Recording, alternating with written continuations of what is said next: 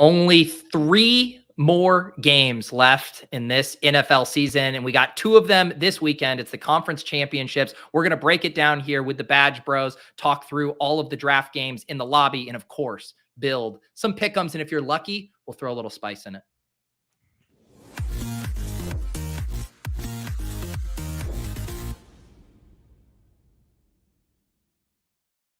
All right, we are back. We did an early show last week before the divisional round. It truly feels like I've lived a few lifetimes since we did that show last Wednesday. But here we are. We got John. We got Nez. How you guys doing?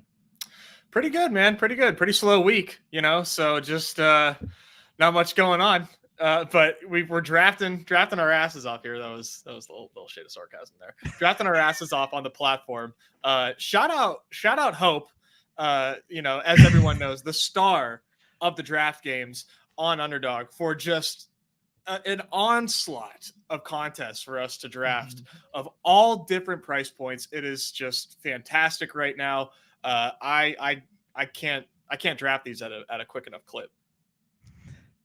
Yeah, I mean, like I'd agree with you there, Nez and Lockstep. It's really nice to see the variety in contests this week. Like, just 3 max, 8 max, 9 max, all this sort of thing. Really interested to pick your guys' brain, like how you're approaching that versus like the standard BR. Because normally it's just like, hey, we got the DeBomb and then we got the BRs, that sort of thing. But yeah, nice puck sweater there, Pete. Yeah, thank you. Yeah, Fantasy Life just sent me this. I went to a hockey game when I was in California last week. The Palm Springs. There, I got to watch the home of hockey. Yeah, it was a fun game too. We bet the money line on the home team there, the Firebirds or whatever, to win. They did. It was funny too because like I swear we were the only people in the entire stadium who had like bet on the game because we were like more thrilled than the hometown fans for each goal. But yeah, so now I'm just like a true puck guy because Fantasy Life sent me this cozy little hockey sweater, so excited to hunker down. And for people here, we got this going on 2 channels, just so you know. We got this on my channel, simulcasting to the Badge Bros channel. Luckily, we can see the full chat. So regardless of where you guys are, we will see your shit posting in the chat today. So thank you for all of you guys hanging out with us. Actually, yeah. Speaking of which, we got a new member who just signed up on our side here. Wet Like Book. So his YouTube name, Wet Like I'm Book, but I imagine this is Wet Like Book, who we see routinely in the NBA streets. Welcome to the channel, brother. So where do you guys want to dig in? I mean, I'll put my cards fully up on the table. I have not done as many drafts this week as I've done in previous weeks. I did one on stream on Tuesday when I did my portfolio review. The good people at Underdog had a $250 contest that then Snap filled. But I see here we're onto the QB Sneak 3. There's already been a second $250 contest that filled in the time I did mine. It's crazy, man. It's absolutely crazy. Like these, I'm telling you, like you cannot draft these fast enough. And I love these different price points. Like I was saying, it really, I like the element of that where you're not just going in with tons and tons of drafts on a 2-game slate like this. I really do think it's like the way to go about offering contests because you're still going to do a ton of volume as a company.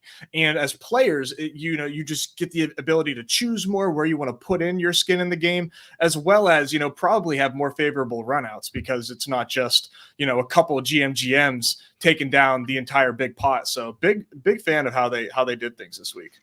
I love that too. And it's such a good point because again, for me, like I just wouldn't have had time to rip a ton of $5 drafts this week, but I'll probably end up with the same total dollar amount volume down. It'll just be a couple QB sneaks and a few DeBombs, versus being able to have time to do all the individual drafts. So it's fun to be able to get down kind of the amount you want in a variety of these contests. And, obviously the QB sneak, it's a big price point at $250. But then again, you're only competing against 47 other lineups, which is certainly a way to have more of a sweat than sometimes in the really big contests. Yeah. How does that change your guys' approach? Like, the DeBomb is, $100 usually and has a couple hundred entries, but only 48 entries or 47 other, like you alluded to. It's like, how does that, are we looking for like, just a couple safe floor points in that last round? Are you guys putting the condom on here? Or are you guys still willing to be like the team in that room that scrolls down and takes like Jameson Williams, and that's the differentiator that you're the 1 out of 47 teams that have him. For me, like, I mean, I don't know. This is probably like the wrong way to play it. This is gonna be such a Nez answer. Just prefacing this, I'm like really blasting off at these like $5 and $3 price points with ranks. They're three person drafts, and I'm just blasting off, and I'm just hoping to get unique just inherently based on like other people's decisions that are being made with what I deem to be the best plays. Now, when I'm actually drafting in these contests that have less than 500 entrants in, then I might actually do something a little bit more unique that I probably don't have ranks wise set up. Like maybe I'm more apt to go to tight end in the bomb, or go make my way to Josh Reynolds or JMO as opposed to opting for one of the Ravens running backs. So it is kind of odd. I think like you would normally probably do the inverse where you get weird in the large field. But for me, I'm trying to get unique in those contests because I think everybody's going to be playing the way that I'm like going with the best plays, like you said, go looking for the floor, or I can maybe be one of like potentially like very, very few teams that have these like one-offs that I still think have a chance to, be in a top scoring lineup.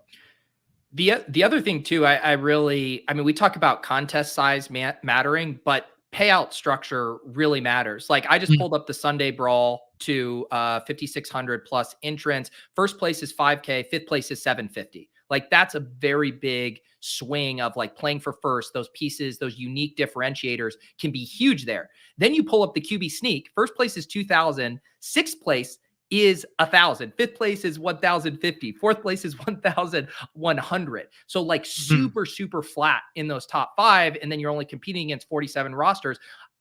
It's not even, I don't think, playing scared. I just think that payout structure doesn't require you to go crazy because like, what do you win when you win? An extra $50 or $100 from fourth to fifth. So I do think really looking at those prize structures specifically can help kind of dictate how off the board you want to go.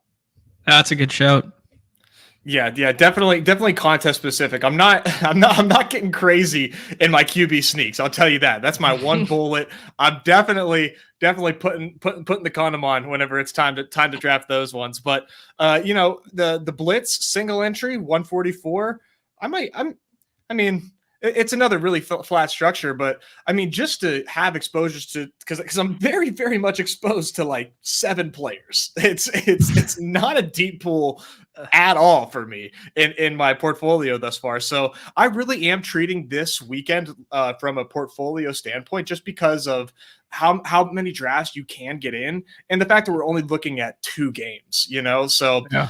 I think it's a really interesting way to kind of handle this weekend. I think we got gifted a really nice slate for only a 2-gamer, just with like the depth at tight end, and then the amount of people wanting to utilize flex in like so many different ways. Like if we had got kind of like a dusty tight end slate here, or even like a dusty quarterback slate, even if you just put Baker in here instead of some of these, like you would have put the Mike Evans option up and the White option up, but it really would have thinned out the tight end pool, whether you were buying into like Kate Otten and that sort of stuff. So I think we got gifted a really nice slate, and I think that's why they're filling so fast here. Yeah. The other thing too about just like the team specifics making it a nice slate, right? Where outside of the Niners, all of these teams like go pretty deep, in the type of pass catchers they'll use. You got like the Josh Reynolds versus Jameson Williams scenarios where if you get, you have a team like the Eagles, and sorry to all the Quez Watkins slappies, it's just like that guy's not even going to be relevant. Whereas you can make strong cases for Odell versus Bateman, for JMO there. And then the one team that is hyper condensed, we get this crazy Q tag with Deebo Samuel, which could make, a Jawan Jennings play really open up, or really push up the other guys in your ranks to even higher positions. So I think it is fun too, that we were kind of blessed with the right team dynamics to make it an interesting slate. Yeah. And speaking of the slate right now, like primarily, like all these contests are 3-person contests. I would say that I think it would be nice to have like a fullback dive style 4-person contests. Part of the flaws with the 4-person contest is if someone does something a little gal-brain to try to get unique, they can potentially give up value to another team, and then that gives you access to a combo that or somebody else access to a combo that you wouldn't have. But when you do it fullback dive style, you definitely limit that kind of behavior. And it does it really does change the dynamics like in a very big way when you do 4-person versus 3. So if you hear us out there, maybe a fullback dive, four back dive. How about that? To kind of give us some variety. But there is the cover 4, which is 4-person drafts, 3 max entries. So that's a nice way to kind of scratch that itch. But primarily, all these drafts are 3-person. So it's kind of fun because it does give you the ability to scroll down and get unique without having to pick, for lack of a better word, like trash. Yeah, to make the decision of like CEH versus McCole Hardman with your last pick. Like that doesn't feel good. But then weighing the options between Bateman, Gus Edwards, Isaiah Likely, and JMO feels fine with your last pick. Exactly. That's why the Chiefs are the ultimate psyops, right? Because there's so much trash down the depth chart that we're convinced that what if one of them is slightly less trashy than the others this week? Well, I got dunked on for bringing up the maybe it's Kadarius Toney week, and they're just done with the McCole Hardman stuff and the goal line, role and the gimmicky stuff that you used to use Jerick McKinnon for and used to use McCole Hardman gets flipped, and now Kadarius Toney is in there. So I mean, I'm eating a little bit of that trash. Full bag dive for his life. Glad someone's working on a Friday afternoon. Oh my! Numi, I'm telling you, man, you got to get all of us in your performance review, and you're getting that 100% raise because you're just crushing it out here. Or actually, Hope. It's Hope that deserves. I forget. Yeah. Hope that we're lobbying for. Hope we're getting a raise. Numi is on the brink of being fired. The real question is to just see how much pull, the Badge Bros community has. Like, what's the weirdest contest that we could float? Just like name and structure. Like, I was on my portfolio review. I was saying I wanted to see an 11 max contest to see if the OCD people would do just 10 entries, because I got a lot of feedback that within the Underdog community, there's a lot of people who like the really nice round numbers when they're sweating their entries. And so I think it would be a fascinating sociological or psychological experiment to do an 11 max and see how many of the power users still only do 10. That's hilarious. Just an experiment. The other one that I was thinking of the other day was, what about a heads up style tournament, like a head to head? So you draft this 4-team slate, 2-game slate, but just head to heads over and over again. But those head to heads aren't like cash game 1v1s. They go in the pool. I don't know if I'm following. Explain it to me. That'd be like Chop City, right? Like, I don't know. No, you'd think, but then it gives you like more reasons to scroll is basically the thesis of it. So it's like instead of 3-person lobbies, you just have 2-person lobbies and you run the same contest. Like then now you enter 2-person VR. Now you have like super leverage, right? Because if you go the Goff route, if you go whatever, you make Lamar plus CMC is basically chalk. Like it could get crazy. Yeah. Yeah, that's a recipe for disaster. But I don't think it is spinning that one up in the next 5 minutes. I like where your head's at, but speaking of like contest size and structure, I was talking with John. I was kind of having a little bit of a debate with him. I'm curious where you think, Pete, on the drafted percentage. Lamar every single time, 33%. And then you have these other 3 of Purdy, Mahomes, and Goff. And we were kind of divvying up that last 66%. How much of that percentage do you think is going to Goff? Because I described him as giga leverage. And John was like, he might be the 3rd most drafted quarterback. Well, that's a really interesting one. Go ahead, John. I don't think he'd be the 3rd most drafted. I just think the percentage would be greater than where you currently think it is. I think it's much closer. Okay. I think it's really interesting because like the Brock spot is just so clean, right? It's the cleanest matchup on the week. Like if anything, like it's so funny how I do think people are still probably anchored to the projection. Like I would flip Brock over Mahomes, personally, like in my ranks. But the one thing that I think won't make Goff necessarily giga leverage is because Amon-Ra St. Brown is the 2nd pick off the board. I do think that funnels people to some stacking there. And then same with Laporta. And I think people can also tell themselves the story of, Niners hang a bunch of points and Goff just has to sling it the entire second half. But I mean, if we're doing the percentages, what do we think? I think he's probably around 35 to 40%. Well, the 3-person lobbies, he'd be max 33. Sorry, I'm talking about the 4. Or sorry, the 3. Okay. Yeah. So I don't think he was going to get higher than that. Okay. Yeah, no, I agree that he wouldn't be like that. We were thinking he'd be more on like the leverage side in terms of like he'd be going undrafted so frequently that like being 11% owned in the totality of the contest. I could be off on it. I haven't done enough drafts to have enough anecdotal this week to see how often he's going. Mm-hmm. Yeah, that's true. I guess from like my personal standpoint, what? And I was going to say, in my sample skewed as fuck because it's just Jared Goff gets drafted in every draft. Yeah, because it's you. The answer's coming from inside the house. Yeah. We're all looking for the guy, Pete. We're all looking for him. Yeah. So I really don't think he's being drafted like very often. It would really surprise me because I think of it as two ways. Like one, the spot for Brock is just so freaking clean. They're big favorites. And you have Mahomes, who is Patrick Mahomes. And while I think that the Mahomes Goff projection is like very close, or in my, if I was making projections, I would have it very close. I don't know that people are going to be getting to Jared Goff. Yeah. I mean, I wouldn't. He's playing, like all the narrative that we have, and it's a very strong narrative with a lot of data points, is that Goff away from Ford Field is a completely different quarterback.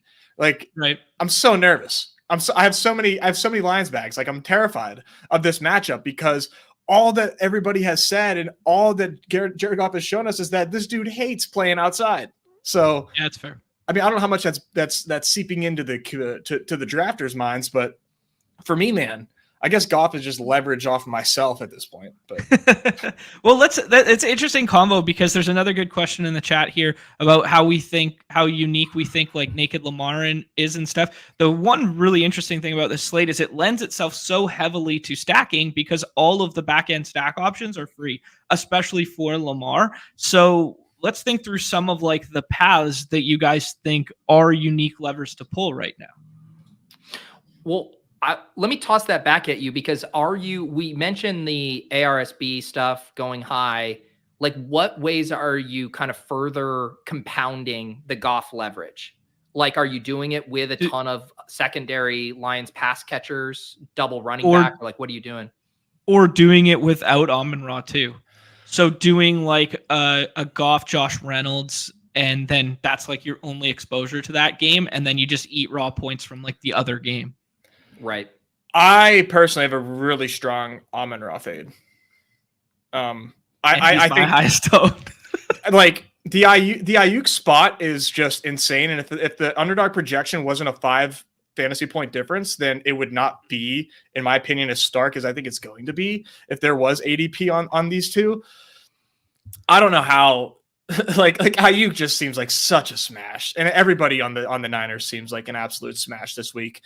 I just really I don't like, the biggest thing for me is like I went heavy on Deebo before he got that LP in, and I'm worried that he's going to be a decoy. That is like the absolute like nut low run out for me is like I get decoy Deebo and it's just like half my teams are literally dead. Yeah. I think it's two separate conversations. I think your bullish Ayuk stance is less to do with why you're underweight Amon-Ra, and it's more the fact that you're taking Lamar at 2 is why you're underweight Amon-Ra. Yeah, because I wouldn't take Ayuk at 2, right? Like I can get Ayuk at 5 sometimes. So I think baked into my Amon-Ra stance is more that I like the construction of my builds better when I take Amon-Ra at 2 and leave myself flexibility at the quarterback positions and leave myself flexibility at that running back plus tight end because I think it's the deepest quality, I guess. So I funnel myself to those builds where you're kind of funneling yourself more to the Lamar up top builds. Yeah, that's definitely accurate. Like I've got Lamar at 2 in almost every time I enter a draft. Yeah, so maybe it's a little less player takey is kind of like all I was saying and more like build dependent that's leading us there. Yeah. Plus, I think in a vacuum, I like Ayuk more than Amon-Ra. Amon-Ra as Yeah, well. that's It's just then you like should have Lamar at sweetener. 100%. Yeah. Who is the grossest click that you guys have made this week? Oh Jesus! You go. No, you Des, you have to go first because John will one up you. So You will. You need. let me go to see who's at the bottom of my exposures. I had to take Noah Gray in a 4-person. Okay. Not great. And then Rashad Bateman. That's as gross as I've gotten. I got chalkitis in a terminal way. I've done the Juwan Jennings in hopes that Deebo plays and he becomes a leverage piece before everybody tries to swap to him. So I've kind of done like a little bit of Juwan in like double stack where I think I want Deebo to play. I've done Justin Watson, I've done Kadarius Toney, I've done CEH, and yeah, that's kind of the gist of it. I have flirted the idea of an Elijah Mitchell in like the Giga leverage where you do a build that you treat Elijah Mitchell as CMC, but you take him with the very second to last pick. So it'd be a Lamar build. So you build Lamar out of the 102, and then with your very last pick, you go no running back, and then you take Elijah Mitchell. You know what, John? I'm just vaguely disappointed because I thought you were going to come at me with like a Kyle Juszczyk. That's No. I feel like you've lost your fastball. I have lost it a little bit. I'm not going to lie. I'm just bringing that 60 poo across the middle right now. Yeah.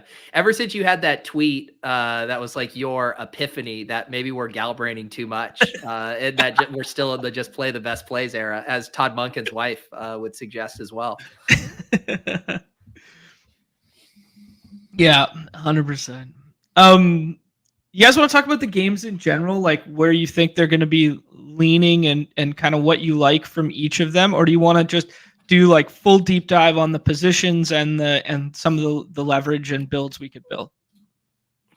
I think we hit on the games. Yeah. Okay. All right. Let's do kind of like take our way into there when you look at these projections after that. I think would probably be a good way to do this. Cool. Change anything? Yeah, we're up. We got the game hub. Good. You look good. Okay.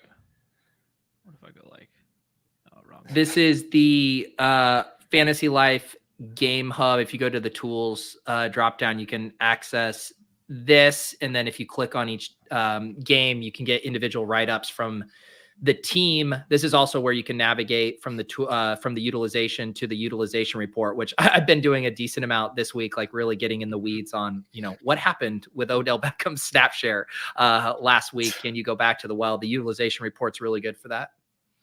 I think my spiciest utilization one right now would be the Craig Reynolds situation of last week, where he finds his way in for that one snap, scores the touchdown, and how different we would be drafting David Montgomery right now if people saw the box score that indicated he scored that touchdown versus didn't, because the utilization stuff is exactly what we've grown accustomed from those two players, including the red zone and goal line stuff. It just so happens that touchdown we're accustomed to him scoring, he did not score there. So I think that's one of my biggest takeaways right now. It's a really good point, man. I mean, he's being disrespected in the battle royales. He is there anytime that I want him. He's disrespected in the pick'em lobby. His rushing projection went from like 47 down to like 42.5 right now. It's really, really poor. And while I believe that like Road Goff, I'm sorry, I'm Road Goff pilled.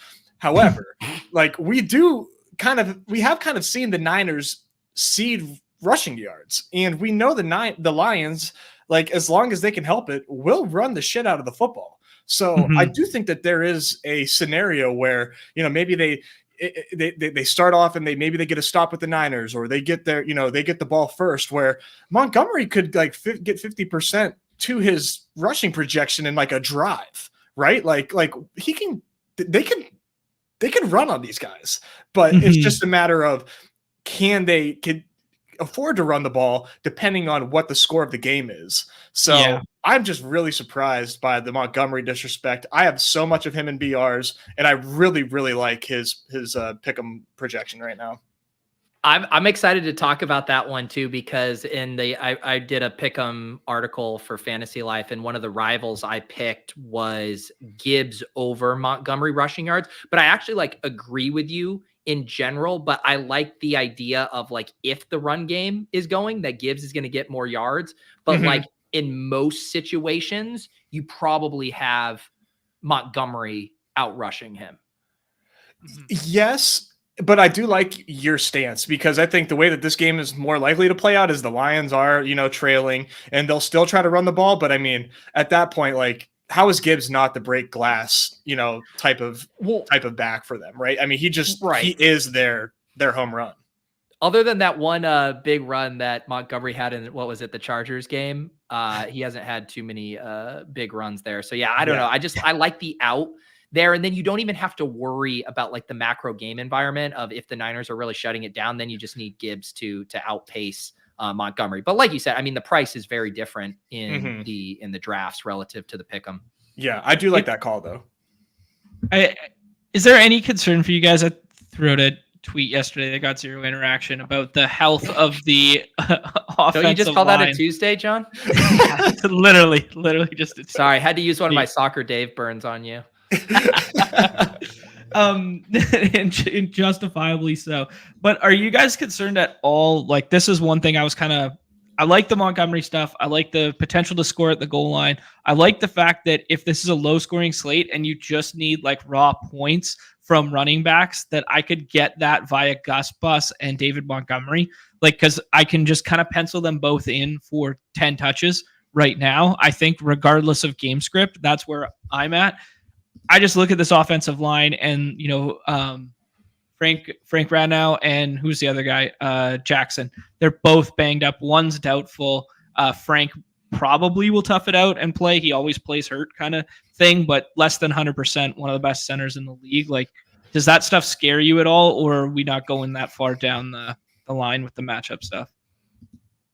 If he misses, like, then I'll push the panic button. But if he plays, I just have to assume that he's going to, be a difference maker for there. But he's obviously important. Like, there's no denying that. Yeah. Do you guys think, like, looking at this total for this Lions and Niners game, because I mean, I'm definitely part of the road Goff stuff where I'm just incredibly spooked. I love it from John's stance of like BR of like, how do you exploit, finally getting a guy that's not going to be 100% drafted. So I like completely get that. But do you guys think it's weird, like this total at 51.5, because this total does not reflect like road Goff implosion. Like, I mean, like a 31-20 game, like to me, that's the Lions, hanging in there in a big way. That's not necessarily even a meltdown from Jared Goff. Like, my gut is to bet the under, but my gut is not going to be as good as the modeling that arrived at this over under. Yeah, I think I could see this, like this total here. This total kind of implies that, like you said, like the Lions are hanging in there.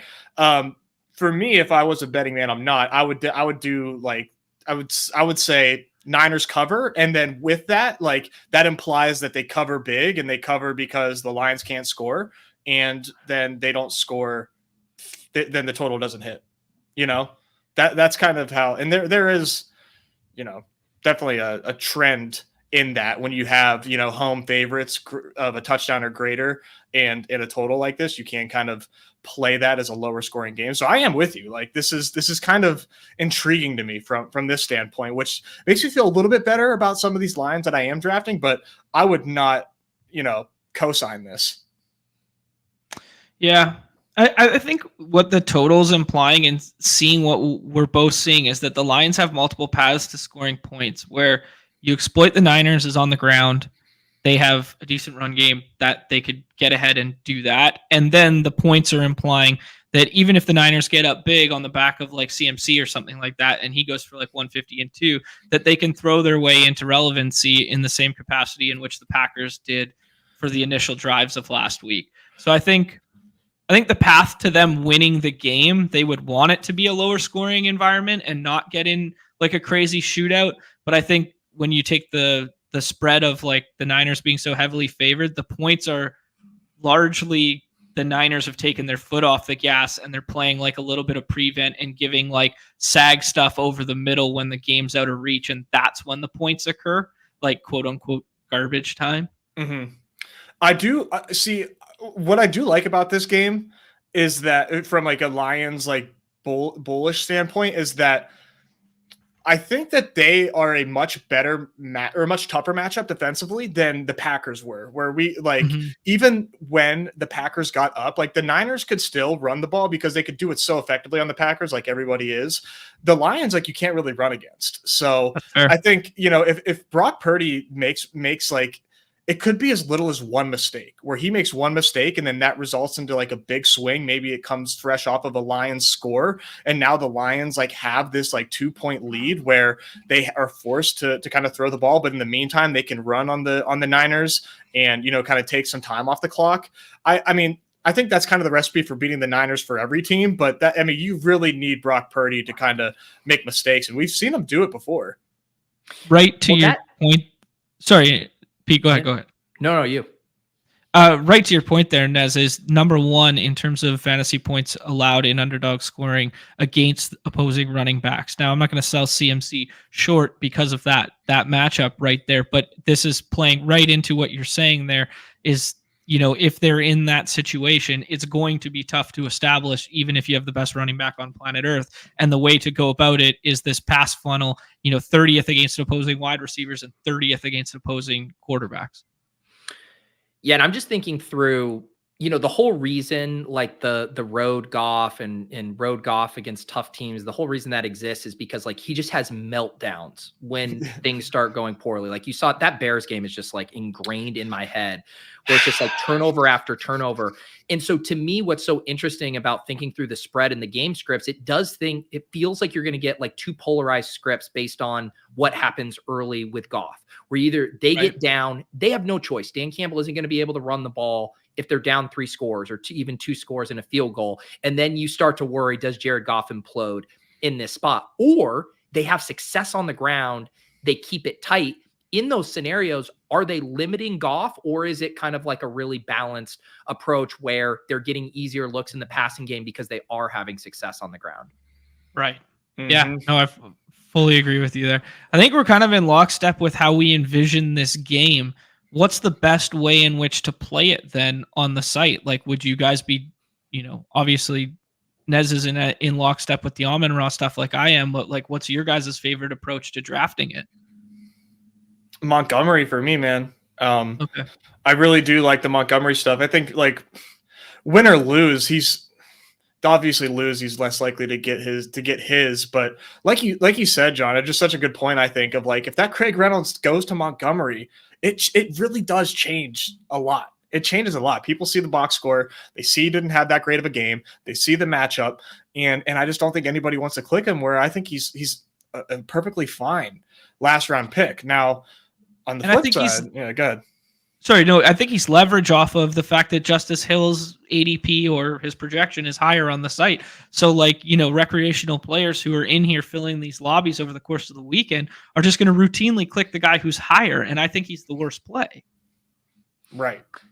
I think what's tricky about how to attack it, right, is people are sold on one-off Amon-Ra, one-off Gibbs, one-off Laporta, right? If you get shut out at tight end. So then you say, how do I embrace how the normie thought logic, myself included, you know, the Lions get dusted here.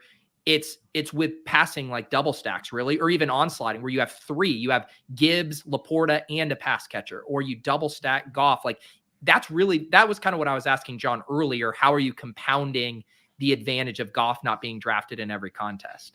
I think that's contest dependent for me because like what did we draft first on Wednesday as DeBomb, and then we drafted something else and we built Lions Onslaught in the DeBomb because I was like $100 price point, people probably will be way more apprehensive to do it. And then when you go late in the draft and you see that you have Goff, Amon-Ra, and Laporta, most people are never going to be like, hey, let's click David Montgomery as well. Is it thin as hell and a path that probably won't get there? Absolutely. But is it screaming leverage on this slate? Absolutely.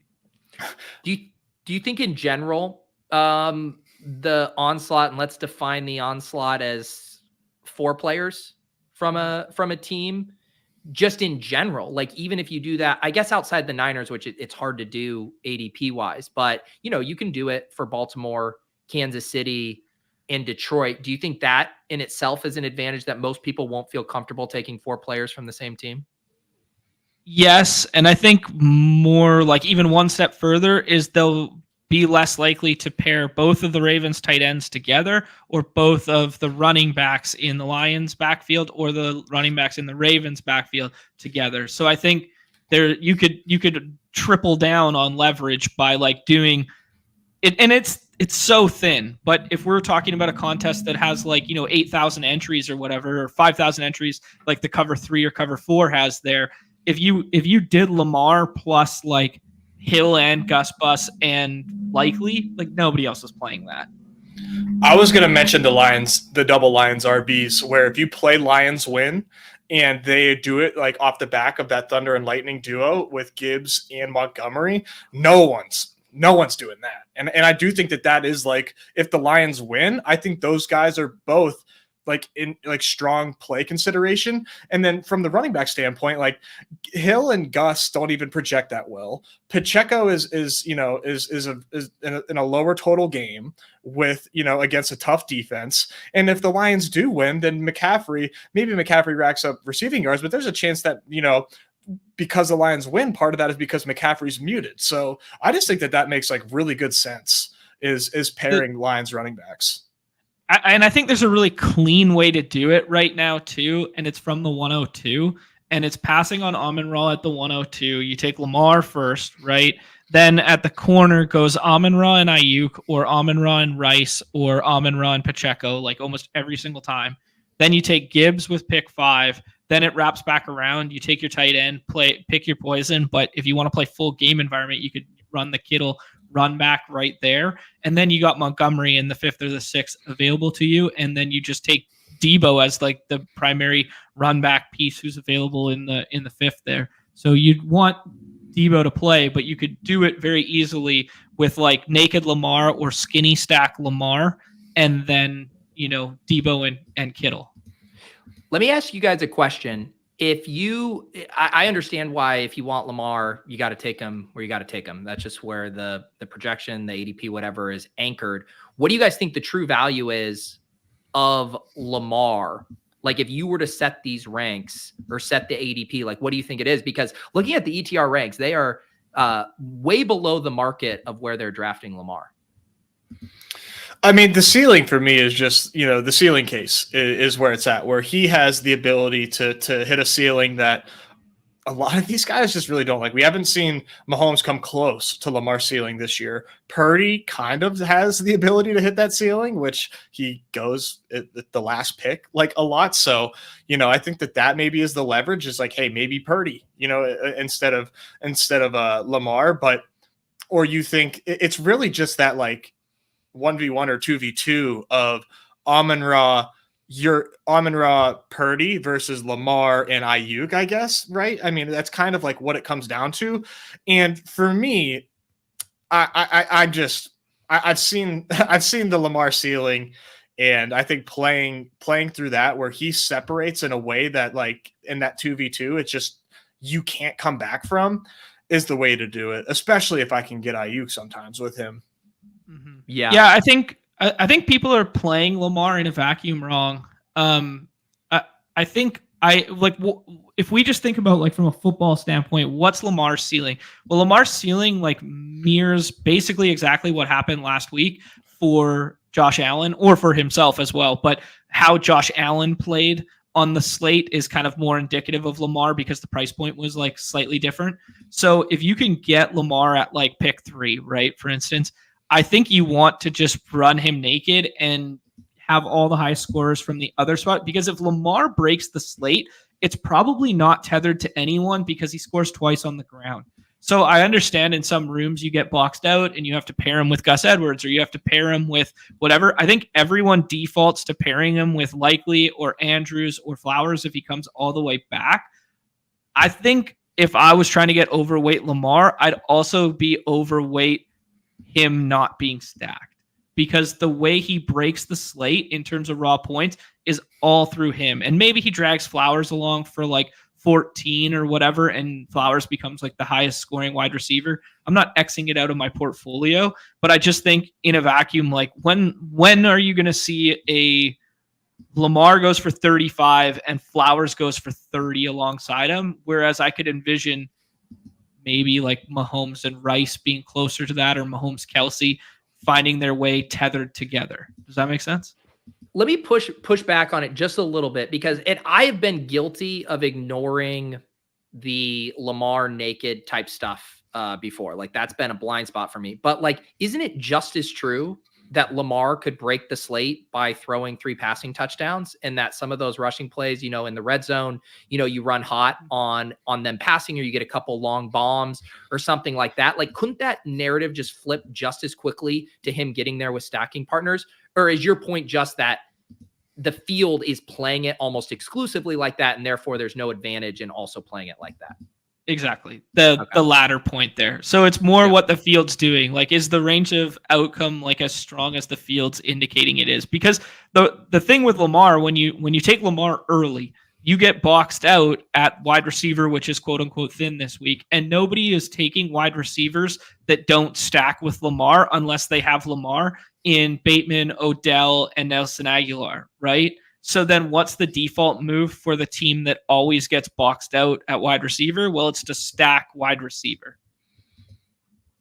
Because nobody wants to, because if you get boxed out at wide receiver, it doesn't make sense to just take like Josh Reynolds with Lamar when you can have a stack partner.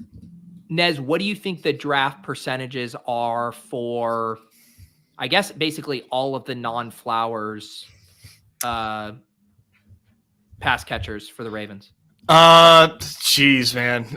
You don't really see anybody go outside of Flowers and Andrews as far as pass catchers go. Like, I don't see Bateman go hardly at all. I rarely see Beckham go after last week, and I definitely don't see any Aguilar. So it's Flowers or Andrews, and likely if you get boxed out at tight end, and likely only goes if somebody in a room takes 2 tight ends. So there's leverage. There's big time leverage on the Lamar stuff. If you do like the Aguilar thing. Mm-hmm. That's what I'm trying to untangle, because so John, you're mainly saying you think probably the Lamar Flowers Baltimore tight end is pretty chalky, but do you think you can actually play the passing touchdown upside scenario for Lamar if you're doing it with these pieces that aren't always getting drafted? It would probably have to be like the break the slate mold type player, so probably not Aguilar, like just because like the 8 or 9 points isn't enough leverage. It'd probably be like Odell or Bateman, and you just play it like, oh, there's the 80 yards and a score on one isolated play. Right. And again, like this conversation, like you said, all comes back to contest size too, right? Like if you're playing one of these small ones and you want to like double or triple Lamar, like, that's fine. Whereas like you said, the Aguilar stuff, like you're going to have to hit the nuts in the bigger contests. Absolutely.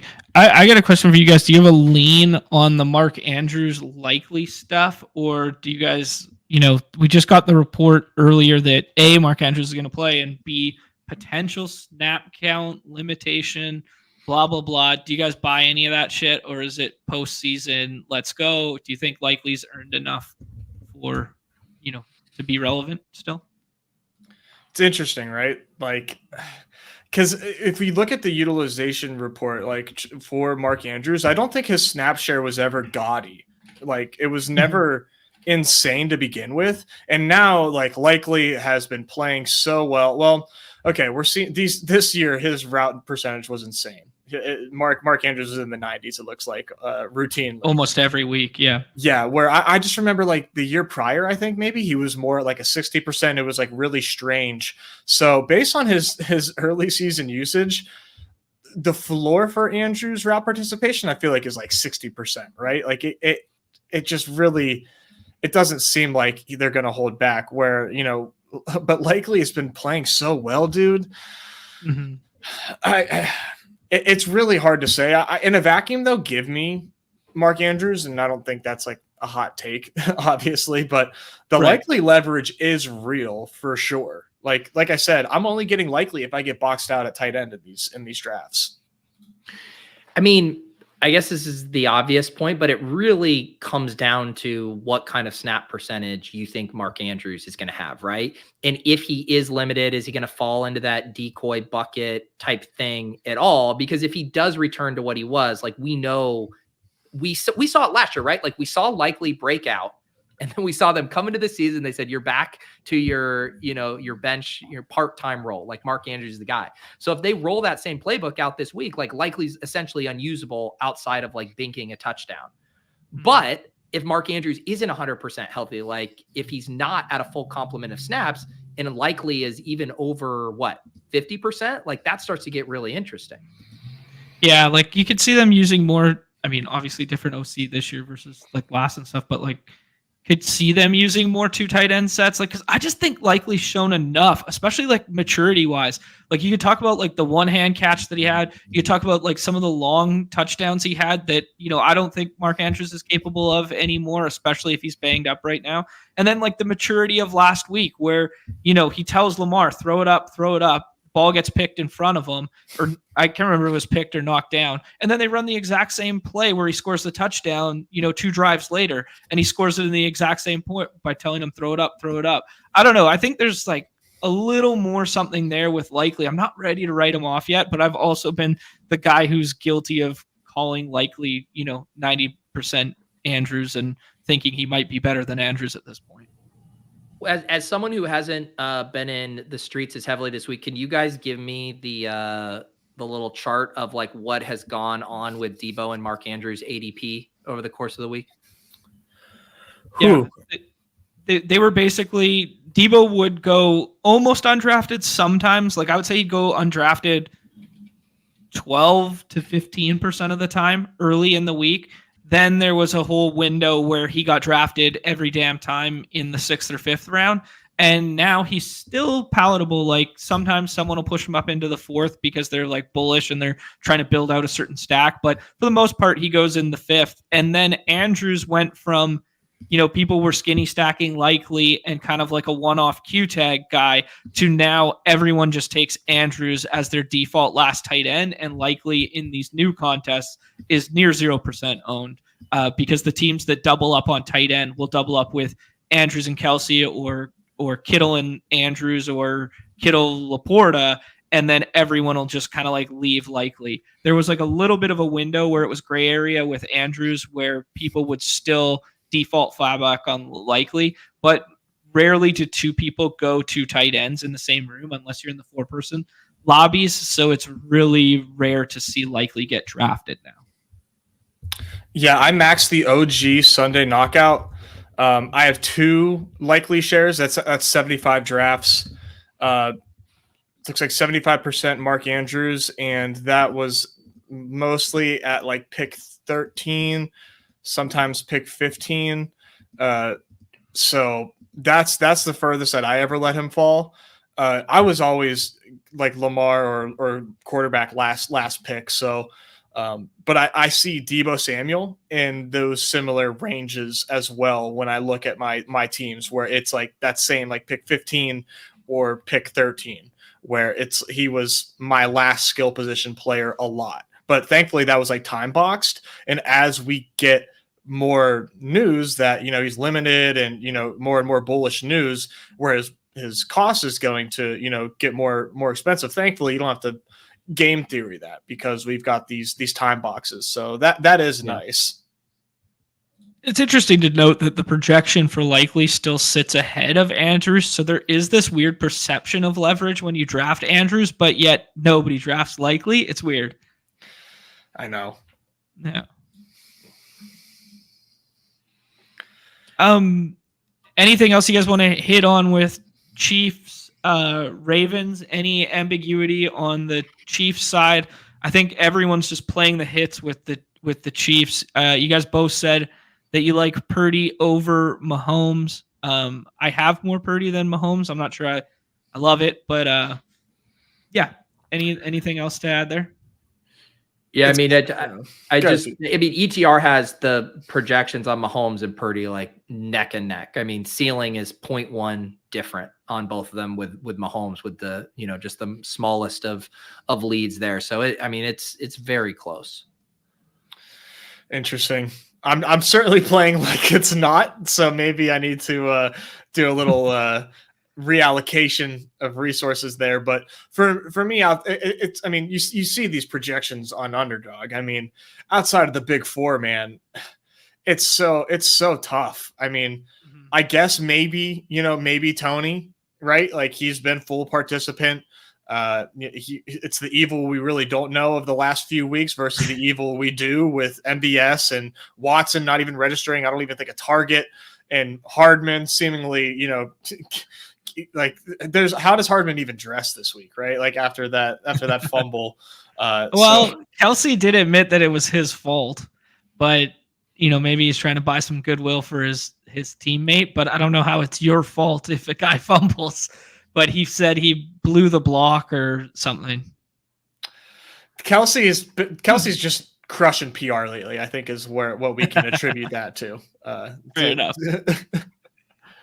Yeah, have you guys done? I mean, we already listed the gross plays, but like, what is your guys' exposure on non-Rashee Rice, Travis Kelce pass catchers? Well, very, very low. You don't mind self-doxing your KC wide receiver exposure? I mean, it's flat zero outside of that one Noah Gray share when I had two people go double RB in a 4-person draft. I mean, it's literally non-existent. I don't think it's worth. Okay. I don't think it's worth my entry. I have 3% CEH, 3% MVS, 2% Kadarius Toney. Like we're talking like 4 or 5 lineups max. Yeah. It's like it's so hard with those guys. I mean, you basically just need the MVS game from last year, right? Where it's just like he gets loose for the one bomb and he gets up to like 13 or miraculously like 13 or 14 points and it's optimal, but it does feel extremely thin. Yeah, very much so. And I think there's a better, in quotations, uniqueness levers to pull at the back end of drafts. And I think it's the one that we already hit on, which was David Montgomery. So that's kind of been like my default back end flex there, both in terms of leverage and raw points. And then the other one is Gus Edwards, because if I'm soft fading Lamar at 102 for like the entirety of my portfolio build, taking Amon-Ra there, well, I should probably be overweight Gus Edwards falling in the end zone twice, because he's taking that directly from Lamar. So doubling down on my previous bet that I've made. Mm-hmm. Yeah, if there were dynamic ranks, like not having Lamar Jackson would boost Hill and Gus so much. Like just from a leverage standpoint of like what you need to take place for for Lamar to not beat you. Those guys are mega leverage this week. And go ahead.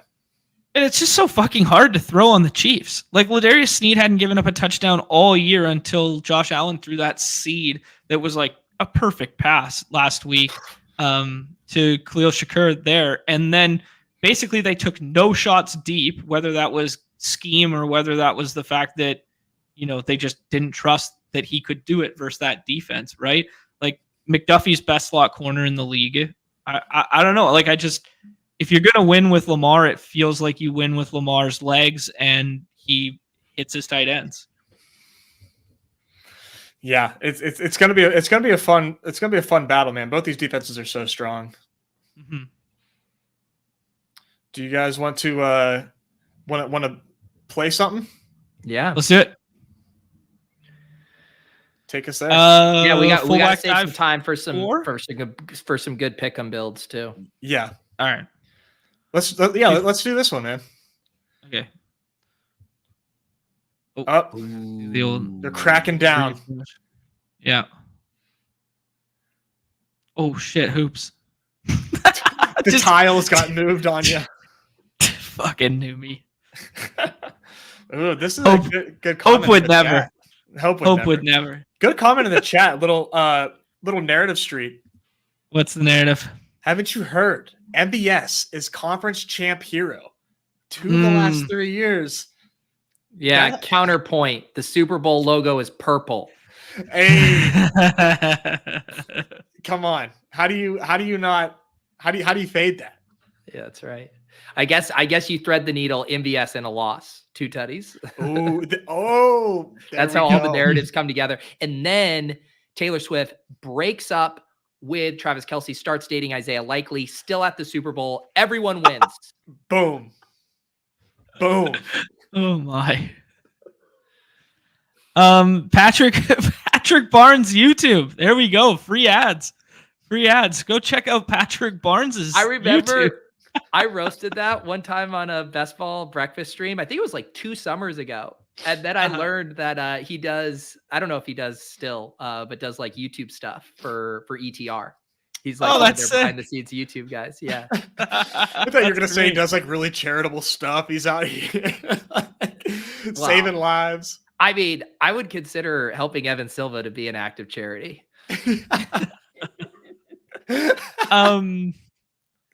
Yes. CMC, no debate. Yeah. It's an interesting week in that regard for like, especially for the 3-person contest, that nobody's really flipping the board because there's no need to. So people's builds are funneling very similar. And the kind of like only really unique GMs is if you get a Lamar CMC, which I have not. I don't know if they exist. I thought we saw one in the Discord early in the week, but then I was corrected after our show. So I haven't seen Lamar CMC, and I have a couple Lamar Amon-Ra where the Lamar at 3 gets passed over. But outside of that, it's really hard to like gal brain your way into, opposed to if there was like Chase or CD and Tyreek on this slate, for instance, you could kind of just be flip-flopping them all at 1 and feel comfortable. You just can't on this slate. It does feel uncomfortable, right? But I don't think that it's like wrong necessarily to say like, hey, in a 4-person contest, like I do want Amon-Ra 101 because of like how thin wide receiver gets, and maybe then you lend yourself to like a pretty unique build in that regard, just slightly, I guess. But yeah, okay. So I think the chalky decision for most people here has actually been Kelce plus Kittle, which is like commonly paired with CMC. I'm seeing it like a decent amount. What do you guys like? I like wide receiver. Pick one. Come on, Deebo. I thought you were just the guy that said Deebo's going to be a decoy. I'm scared he will be, but I have a lot. I can't not co-sign that. I think you got to play this as if you're winning and getting. Okay, so do we San Francisco onslaught in the thoughts that nobody else will? I would in this size contest. How many entries is this? Less than 450. Yeah, I'd onslaught it with Kittle. All right. I think people are apprehensive to click 3 from the same team at the front end. One overarching. I just wonder, I guess you give the Ayuk owner, 2 cracks at Brock, which might not work out well, but for us, but yeah. I just don't like taking Zay. I don't like taking Zay without Lamar, like that just feels extremely suboptimal. Is that leverage then? Because maybe everyone feels that way, Ness? Maybe, but for me, it just seems like not necessarily the best play. Like maybe the best play is the one you never make. How's that? and that includes naked Zay. Like that to me, that just seems like a no-brainer. Like do not do. Okay. David Montgomery goes Gus Bus leverage from the other game, run backs in the Detroit stuff, or scroll the F further. Do you guys want to do Purdy and just like lock that up? No. Just take Purdy. No, really, no, because there's no way Chip takes Purdy. He's got Amon-Ra. Chip is an unhinged Chip. Are you familiar with Chip's work? Do you have any? Chip is about to go Juwan Jennings, Brock Purdy. If we don't take Brock Purdy, he said Juwan Jennings' name 5 times. You guys, okay? Make John pay. John wants to take our scroll the F down pick before the QB that determines our entire lineup. Go. Well, I was go JMO. Okay. Go JMO. Okay. No, Chip, for the record, put it on the record here that I believe you, Chip, that you would not take Purdy. I believe That's you, someone man. who's trying to bait you into leaving Purdy on the board. That's exactly what they would say. Just for the record, I believed you, bud. The streets of Philadelphia are not safe, and neither are our draft rooms whenever Chipsy is around. Conniving. Absolutely conniving, man. I know he was dying to do the Jennings and Purdy and get leverage. That's like triple leverage off us. That is. And bid equity plus leverage. I trusted him. He'd be crowned a hero in our feeds his comments. family with bid equity. Okay, so the question is here, if JMO comes back to us, it's a pretty clean run back. It's a break the slate type. Do you want that? Or what are we going to do at the wide receiver position? Yeah. So honestly, like when I've been doing the onslaughts, or just like in general too, I kind of like doing them without the bring back. Okay. But I don't mind applying that logic to the other game with a Chief or Raven. Okay. So JMO goes there, so we wouldn't have had the option anyways. I think there is one low-key looming thing with this Khalif Raymond that could cut into our perception of Josh Reynolds too, like just putting it on people's radar. You've been waiting for Khalif Raymond Day. I don't think he's going to play. I still don't think he's going to play, but I do think he matters in terms of like people's confidence interval with the other two players. This feels like Bateman. It feels like we're contrarian enough to do that. Yeah. Do you guys have a better suggestion? No, Not I really, was man. trying to talk myself into some like Tony or Justin Watson, but I think Bateman's the play. Okay. It's nice to see the uptick in him. It's really nice to see we thought it was going to be Odell, and then it wasn't, and then we get this confirmation that it's Bateman, because I think we're at this point where the three of us think Bateman's more talented if he's healthy, correct? Yeah. I'd like to think so. I hope so. So it's interesting. Bateman feels like a comfy late click in that the playing time was really good last week, and we know he has the downfield skill set, right? Where if someone's catching a bomb right now in this offense, it is probably him. The one I wanted to ask you guys with is Nelson Aguilar. Like we saw him catch the touchdown last week. Does that role kind of like go away if you have two tight ends? Like, is he even on the field for those sets by the goal line there? And that becomes likely in Andrews. And now like the upside and the allure of upside of Aguilar is gone. So Bateman and Odell are the better late clicks. Over Aguilar because you think he's being drafted too much? I'm just asking because I think there's two gal brains with Aguilar. He's their wide receiver too, and he's going overlooked right now, or he's going to be like kind of like flushed and faded out of how he scored points last week. I don't mind that. I don't mind that thought. I guess it all comes back to the Mark Andrews thing again, and is like, are they just plugging him into that role? Because like the whole two tight end set thing, like, have we actually seen that really play out and be part of their offense, or hasn't it been more so that they just feel comfortable having one starting tight end? Yeah, it's more so the latter. Yes, you're right. Yeah, we haven't seen it. It's an assumption of evolution in coaching, which we all know how that works out. Yeah, slippery slope. Yeah. Do you guys want to rip one more because they're quick, or you guys want to get straight to the pick'ems here? I'm ready for some pick'ems, but if you want to do one, we can. Nope, too late. You already swung my arm. I wanted to get one more $25 or $100 filled while we were on stream. Better hurry up. All right. I think we're starting this. Do you guys want to do game environment, spice, or favorite plays first? I say we start with favorite plays. Okay. I think we would all then say David Montgomery. That would be mine, at least. Pete? My favorite, although I guess it's been slightly complicated with the Deebo stuff, because I really liked the the Ayuk and the Kittle numbers, which were up there even with the Deebo being out. I guess I'll turn and I'll just take the Brock Purdy higher passing yards, kind of take the cop out. Last 5 quarterbacks against the Lions have thrown the least amount, 345 passing yards. You're kidding. Jesus Christ. And do you know, Nez, do you know who 2 of them were?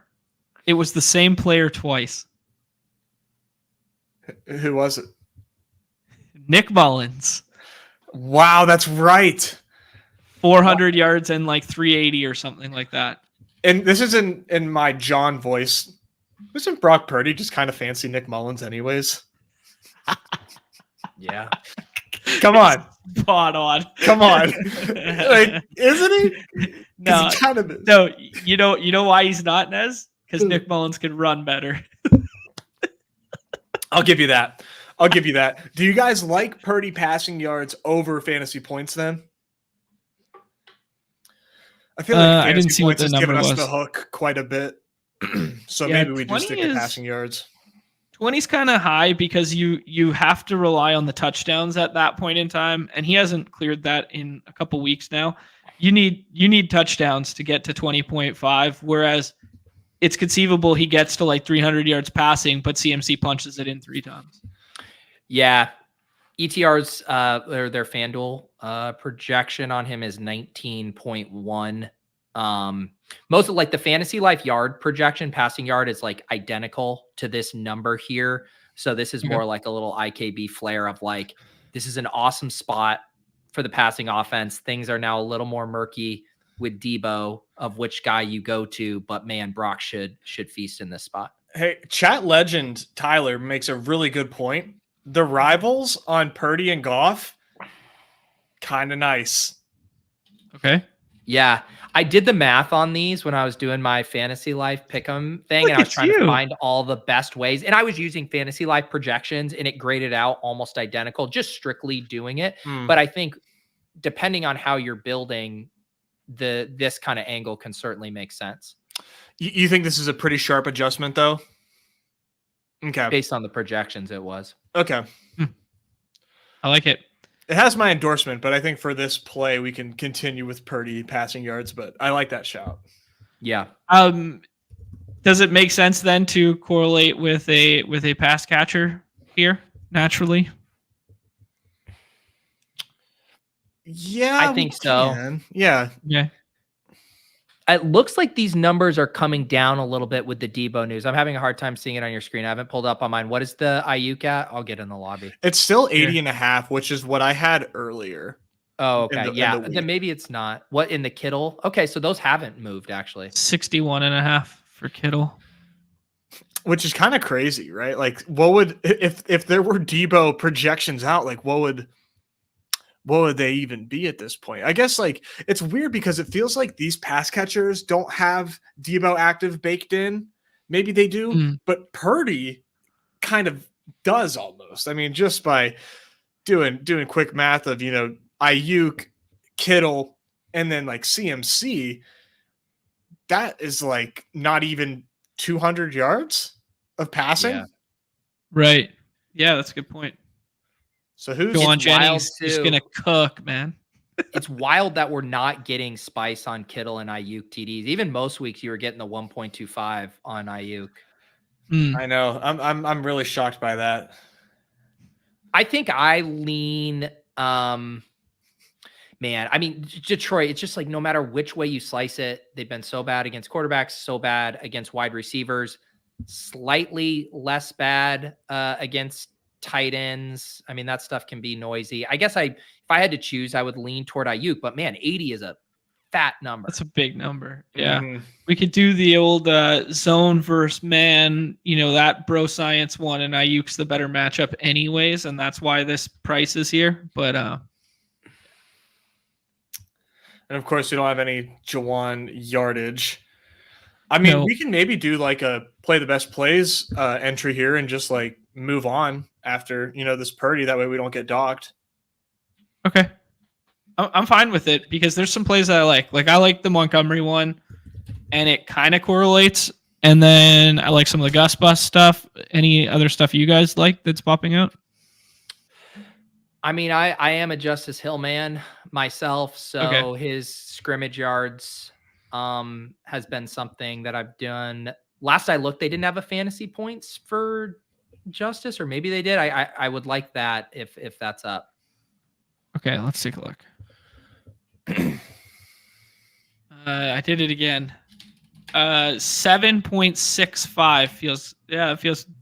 It feels like Justin Hill is low key game script proof, where it's like you get what you got last week if they're trailing, or you get some receiving work if they're trailing. And if they're winning, he was probably a contributor. He might not get the goal line role. That's the Gus Bus stuff. But it does feel like 7.65 is pretty decent. I agree with you, John. This 7.65, I don't think implies a win or a loss. Right. Where if it was like 10, it's like, okay, well, then they have to be dominating. Like, he can get this either way. What's Gus Edwards comparatively? It's like the exact same. Yeah, 0.3 points less. No rivals either on these two, so you can't really like leverage that. But there is 2 Gus rivals up, one against McCaffrey, one against Pacheco, both for rushing yards. Nothing that like makes me want to like scream and play these two, but I don't know. Isaiah Pacheco giving up almost 25. What side of the adjustment do you like there? You like Gus on that? Is that what you mean? No, not with Justice Hill fantasy points, but like, no, yeah, I guess I don't know. So yeah, I feel probably a good line. I feel like these are sharp. Yeah, it's a good pick 'em. On the Gibbs stuff, I kind of like. So I mentioned Montgomery. I like Montgomery's project. The CEH 7.5 rushing. I love this dusty shit. I love getting to these dusty guys with these like low total ones that you're just sweating. They get on the field and get one nice carry. That's why I like this. If Justice Hill scores a touchdown, I mean, like that's obviously not a guarantee. Like that's it's a smash right there. Fair enough. What do you guys like more? So the initial projection that I liked was Montgomery rushing just on his own 42.5. You can also play this. So I definitely don't think I'm rushing attempts. He only had 10 rushing attempts against Tampa Bay, and they ended up winning by like almost 2 scores. So yeah, he'd have 11 if Craig Reynolds would stay the fuck on the sidelines. Did you guys see in the chat people were saying before that I guess that was revealed on Amon-Ra St. Brown's podcast to be an accident? Yeah, there's a good little clip. How does that happen? That's just like, dude hasn't had a touch since week 8. That's wild to me. Fuck it, I'm in. Like, he just ran out there. Like, it's wild. Interesting that Montgomery is eclipsed the receiving yards in back-to-back weeks. I don't really love playing that, but you know, I'm sure someone's. I think rushing yards. Sorry, go ahead. Yeah, I think it's rushing yards or touchdown, and I think I'm pretty happy putting the touchdown one in the spice one. Yeah, we can back pocket the touchdown. Yeah, I think I like that. Okay, that's a core 3. Do we want to stretch it to 5 here? We can look around. I'm cool with playing a 3. You know, we don't typically do core 3s, but I think that you know, we like playing 3s. It's good. Mm-hmm. It's good mathematics. There's just like considerably less options on this slate in general, right? Yeah, considering. Yeah. Mm-hmm. I think we can do it. We can rock a core 3, and if we want to build out like a game 1. Yeah, let's do that. And then we'll go more kind of correlated there. Okay. It's weird that I think with the game 1, I feel like it's weird that we're going to go away from like, we have 2 potential Hall of Famers playing each other, and we're going to want to stack up the other game environment.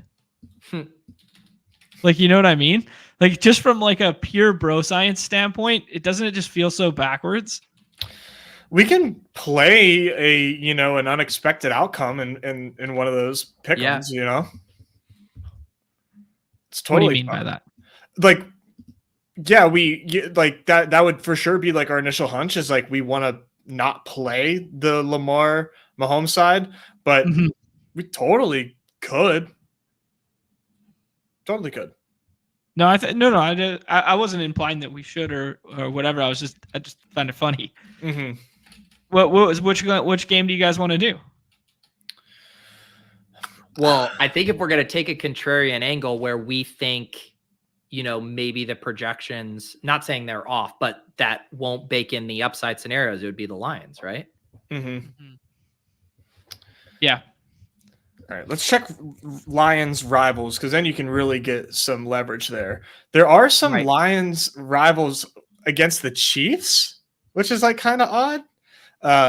But if we have a strong take, I mean, let's see here. Well, so for one of the rivals, what do you think about Gibbs against McCaffrey, taking Gibbs for scrimmage yards with a 58 adjustment?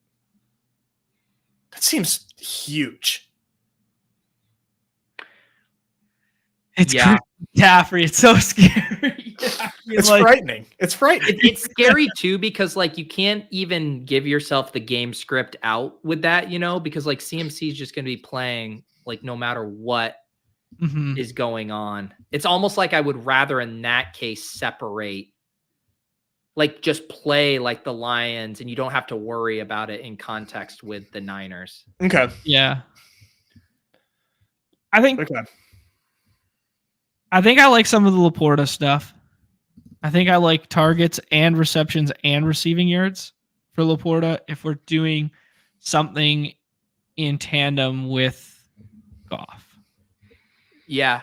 I feel like Goff fantasy points is kind of the way to play it. I just feel like with him, I'd like the out of them in garbage time chucking, but not scoring a lot of points. But it would also be nice if he runs hot, in the red zone to be able to capture the touchdowns that way. And then it should also help us not get as big of a dock, especially if you said you have a different Laporta angle that you like. Well, I was thinking not different necessarily. Like you mean opposed to fantasy points? Because I like the targets one. I think like I don't know. Well, that's what I mean. I guess the multiplier is slightly less of a ding. It's 2.43 versus 2.73. If you do first downs, it's the full 3x. Yards is 2.58. Receptions 2.64. So first downs is the only one that's not getting dinged. Yeah, I don't know that I have a lean on first downs. That's a tough one. I don't think it's bad. I don't think it's bad though to take a ding on. It's not a huge ding at all, especially on the. Did you say targets you liked? I think I like targets more than receptions even. Yeah. I mean, 11 last week. I'd say he's back. Yeah, back between the 20s, and coming at the expense of Josh Reynolds a little bit. Yeah. And I do think if we're playing Goff fantasy points, I think in this script, I don't mind tossing our Montgomery one back in here. Okay. And then I'm not even opposed then doing even one more Lion pass catcher or receiver. I like it. I think it's likely going to take everything on all cylinders for them to have this shot. So I'm with this. And I think rushing yards probably plays better than. Yeah, never mind. And then you toss the Purdy right back in there as well. Yeah, the Purdy.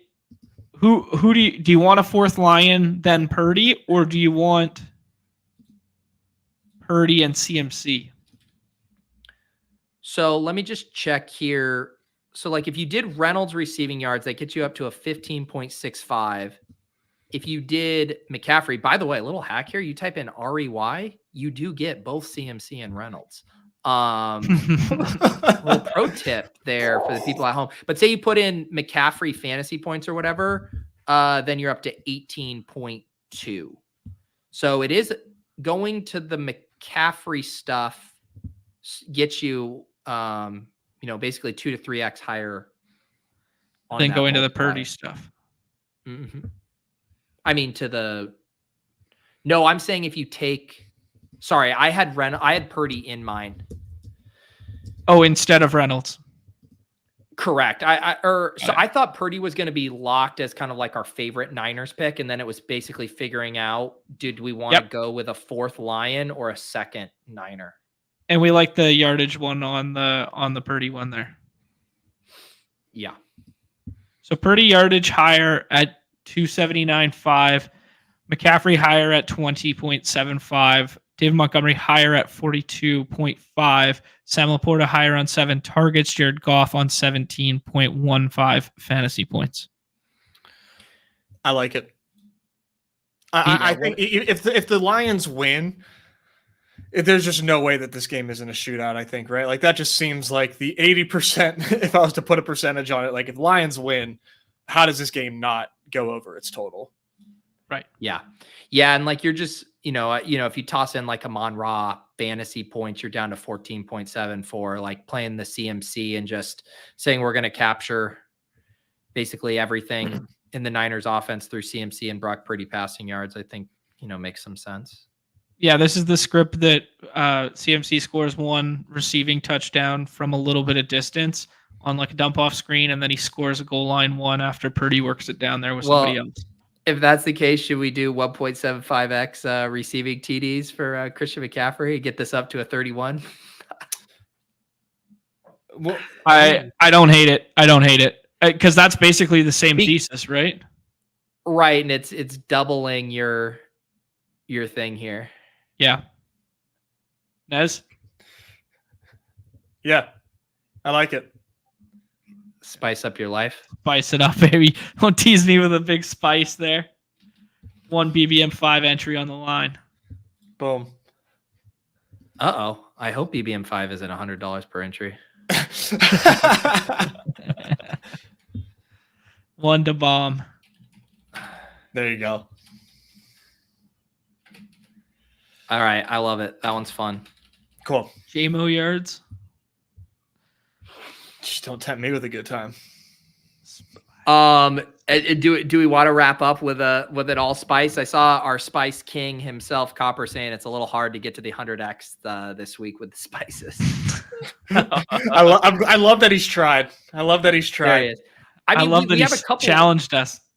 We have a couple starting points, right? We got the McCaffrey that we just put in. We like maybe pivoting that Laporta one that we're on, giving him a TD. Yep. I like the Montgomery one, but it's low. Yeah. I mean, these entries are pretty hinging upon David Montgomery now. Hey, play the best plays, man. Hey, wait. You like Montgomery 1.25 over Gibbs 1.5?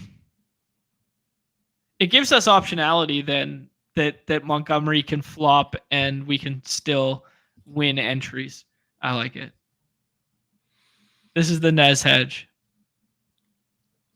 Yeah, I just considering we know Gibbs can, house it from 50 yards out, and we're getting an extra 0.25.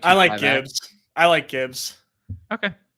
What do you have so far? You have McCaffrey, CMC, Laporta, Gibbs, which gets us up to 23.6. What about for the record, this is the CMC receiving one again. We can switch that to anytime as well if you guys want to. That's dude. How often are you getting a spice on CMC anytime? I know that we want to get the 100. No, it's 1.5. It's 1.5. It's 2 touchdowns. Fuck me. Okay. We're making us get 2. Yeah. Okay. CMC is the same likelihood at scoring 2 touchdowns as David Montgomery is 1. Like that's so badass. That's so badass.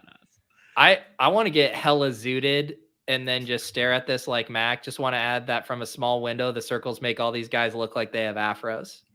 And I'm like, I'm really trying to get there. I'm having a hard time getting there sober with Sam Laporta right now, but I bet I can get there.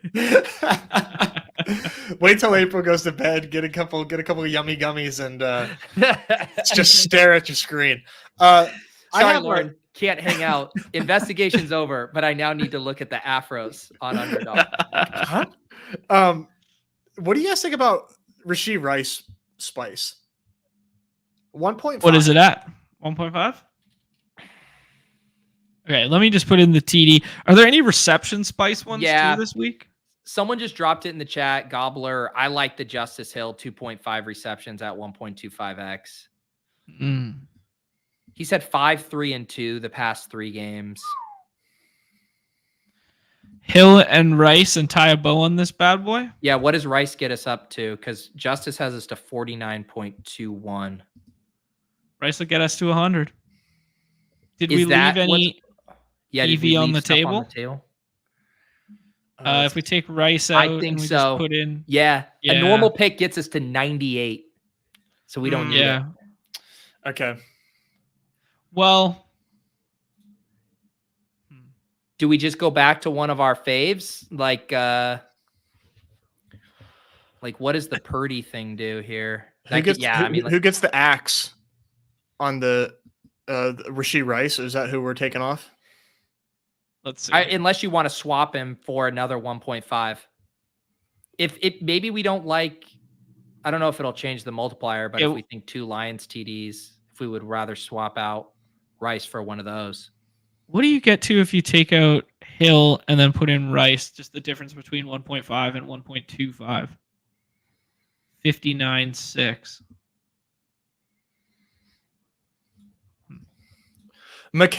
To be honest, it's the McCaffrey 1.75. That's kind of putting us in a pickle. Okay. So if you do Rice, Gibbs, Laporta, Justice Hill, Spice, and we change McCaffrey to fantasy points, it gets us to 84. But if you do the 1.25, I'm not sure how much EV we leave by doing 1.25 with that, because then it's. But we already swapped out the fantasy points for the receiving TD, being the thesis. If he gets there, we like or I guess that was in conjunction with Purdy. Yeah, I don't know how much we're leaving on the table with this one. Yeah, I don't know either. But you go from 42.18 to 100. Honestly, on this one, I think you would put in Goff, because we're playing a Laporta and a Gibbs TD. I mean, obviously the Gibbs is rushing. If you do the Goff, that gets you up to 84. Passing yards or fantasy points? You could do either. Looks like it's the same.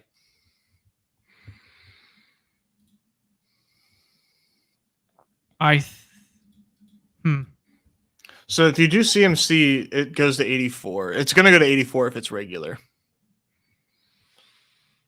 Yeah, we can't do TD. We can't do the fantasy points with the TD. Oh, so yeah, you're right. Yeah, sorry for putting us in circles here. I kind of like that, right? Goff passing yards. Okay, wait. I think I know how to figure out how much we're leaving. We're leaving 5x off the table if we do 1.25x instead of. So if we did a 1.25 instead of Goff, it would the math would say 105x. Maybe that's just egregious, and I'm not giving enough respect to that extra 5x that you take off. I mean, I do kind of like the McCaffrey one with Laporta and Gibbs if you're kind of playing that as a shootout. Yeah.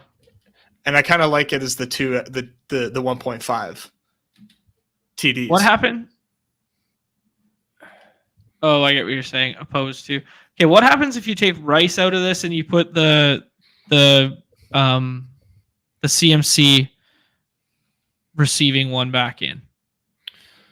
So that would leave us with 98.43. And then if you put in the double touchdown one, it's 70.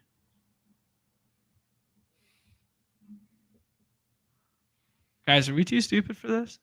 No. If you do, so That's at 70 right now.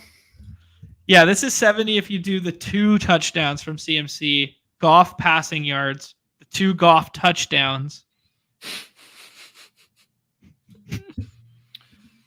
And the Justice Hill, or the 2 Lions touchdowns, not Goff touchdowns.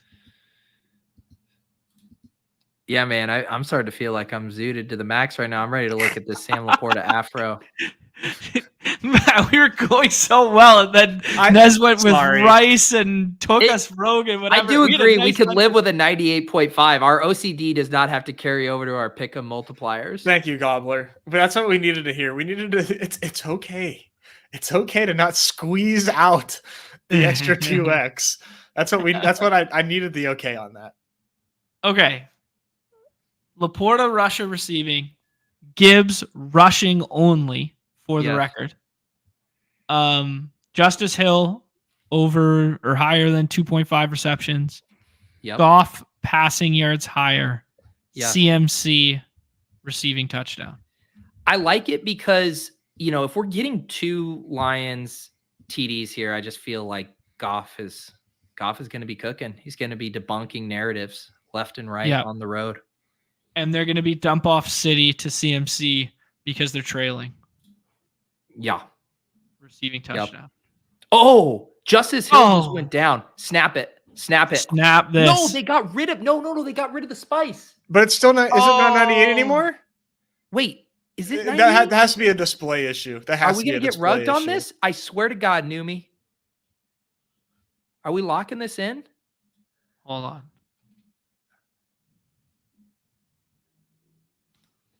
I'm 78.75. God damn it. Is this hang on. Is this clearly we're back? We're back. Oh my God. What a sweat. God. I can't believe Numi doxed us and then Hope brought it back for us. Thank you, Hope.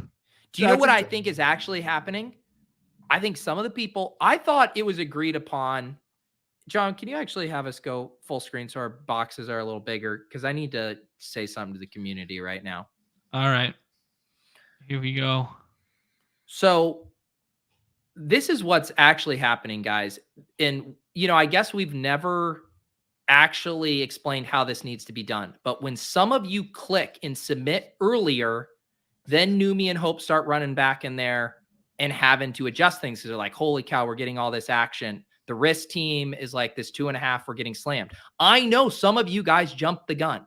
We, as the Badge Bros community, need to collectively press enter at the same time. Okay, that's the only way we can all guarantee it. So henceforth, and even though we might only have one more game in the NFL season after this, we will all press the button together so we don't have to ever worry about this happening again. Love See? it. Universal I knew it. click. Everyone put your hand up if you clicked early. Slamming the gavel. Oh.